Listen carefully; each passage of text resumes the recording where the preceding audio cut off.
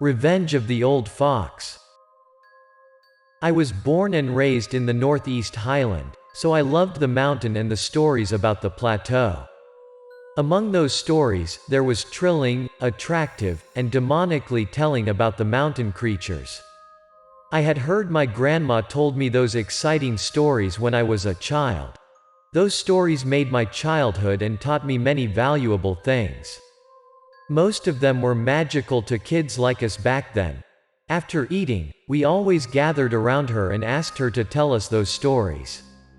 The story that interested me the most was about animals. People said that, at the Northeast Highland, there were 5 great animals: fox, weasel, snake, porcupine, and mouse. Those animals got their own culture. Some of them became fairies or demons. Some of them even had married a human. They hide out to stay away from the human being. Today, we are going to hear about Fox's family. This story was from my town. That morning, I was playing balls in the yard. I heard Uncle Lucas screamed aloud. He was my neighbor. It turned out the foxes had eaten his ducks. He was cursing the fox, "Son of the bitches, useless animal, such a troublemaker." I was curious and ran toward his house. He was holding a duck in his hand. The duck was bleeding on its tummy. Its organs had been taken all out by the foxes. Lucas still kept insulting. "Damn it, I'm unable to stay till like this. This is the second time in this week. Stop cursing. Find somewhere to bury that duck." His mother came and told him. She was very old but still got a clear mind and healthy. The following morning, I came out to urinate and hearing Uncle Lucas mumbled as if he was talking to himself. He likely caught the fox which had stolen his ducks. "Let's see if you dare to take my ducks ever." I was curious and climbed through the wall to see what happened in their yard. I saw Uncle Lucas was holding a trap in his hand. There was a fox trapped inside. He smiled and sacrificed as if he was releasing his anger. "Let's me see if you could dare to eat my ducks ever." His mother asked him to release the fox, but he wasn't listening to her. He brought the dead fox body to the backyard and tossed it to the open area then. His mother asked him to stop trapping as well, but he wasn't listening. Lucas was afraid that if he brought the trap away, another fox would come to his house and took his ducks. As a result of that, the following day, there was another fox that got trapped and killed. People in the town had a taboo for trapping or killing foxes since they were one of the 5 mascots at the Northeast Highland people in the village. His mother got worried about those killed foxes. His mother warned him, "Stop trapping foxes. It would be dangerous if you offend them." Villagers advised him, "Please detach your trap if you want to be safe." That's right, don't ask for trouble. But Uncle Lucas was very stubborn. He wasn't listening to anyone. He got pissed off at everyone and yelled at them, "What wrong with you? Why do you get scared like that? Are obvious those foxes killed our animals first? How could I let them lord it over us here?" Then, 4 days in the row, a fox had died every day by Lucas's traps, so there were 4 dead foxes. On the 4th night, the 4th fox died while everyone was asleep. Suddenly, my mother heard a weird sound in the yard. It was likely something terrible had happened. She woke my father up, and that noise woke me up as well. "Honey, do you hear something outside?" That was really annoying, but the sound wasn't from our yard. "That was from Lucas's family next door," my father replied. I wore my coat and ran after my father outside. There was a crowd outside. People were gathering around Lucas's family. "Stand up. Why are you guys doing that?" I followed my father and saw that all 4 members of the family were knelt down. All of them were widening their eyes, but their eyes went haywire, lifeless. In front of each of them was a fox. The 4th of them knelt in front of a dead fox body as if they were asking for forgiveness. My father saw the others just stood there and watched them. Without any help, my father spoke up. "Why do you guys just stand there? Why not lift them up? Lucas, what wrong with you? Why do you kneel? Stand up, everyone. My father reached his hands to Lucas and tended to lift him up. My father had tried multiple times, but Lucas could not move, as if he was rooted to the ground. People replied, if we could, we had done it already. Lucas's family was in trouble, they had offended the Fox's family. Everyone knew how Lucas trapped the foxes. There were 4 dead foxes, and 4 of them have knelt for apologies. Everyone believed this was 80% from the fox fairy came to punish them.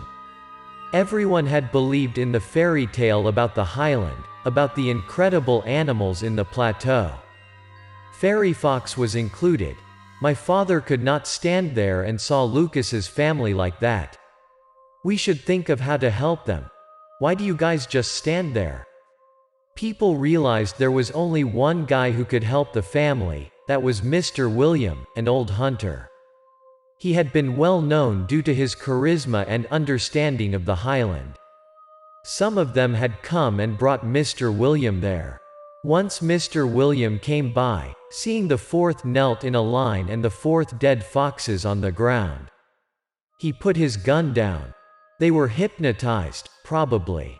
Back then, guns weren't banned nowadays, so people could bring a gun beside them, especially a hunter.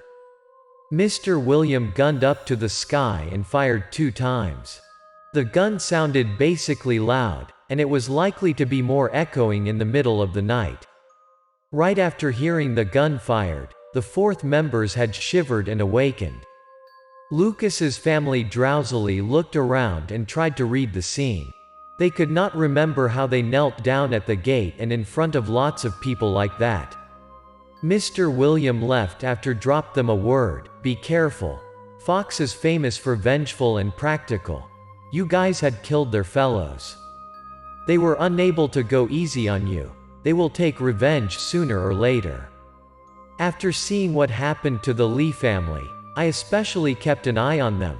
I was curious what could happen for them afterward and how the foxes take another revenge. 2 days passed by after the night they had knelt. In the morning, I saw an old lady came to their yard. She was holding a basket. Lucas's mother was hanging their clothes in the front yard. She saw the stranger and asked, "Who are you looking for?"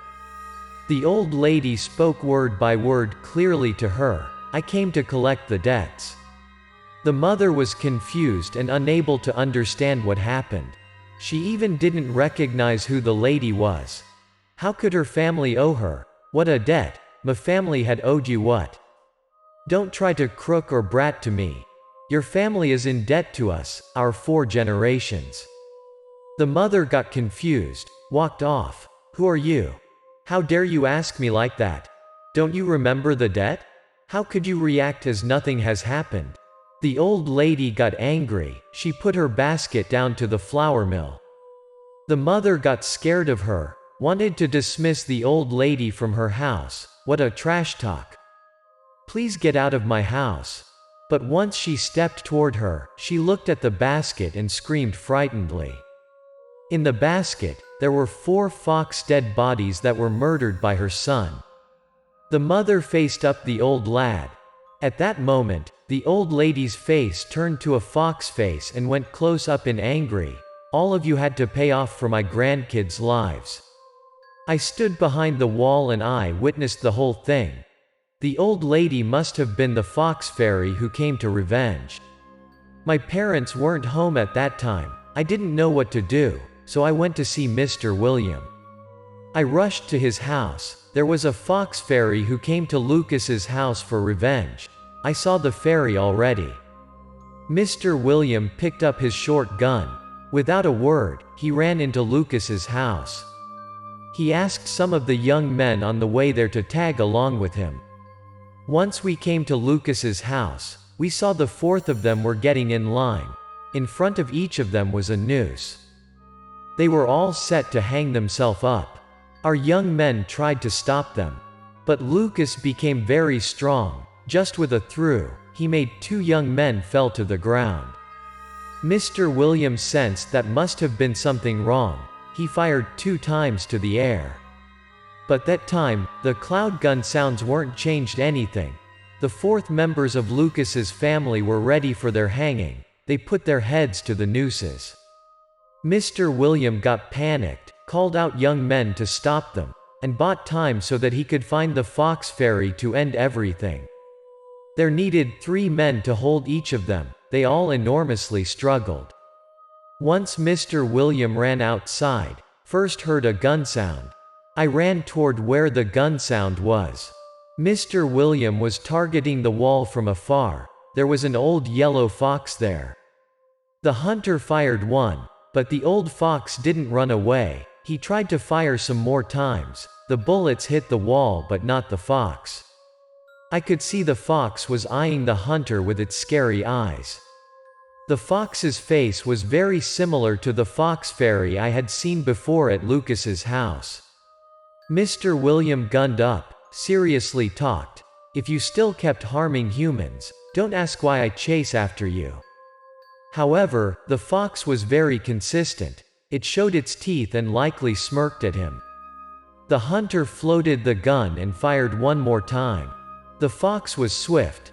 It could predict the bullet's direction and dodged the shot quickly.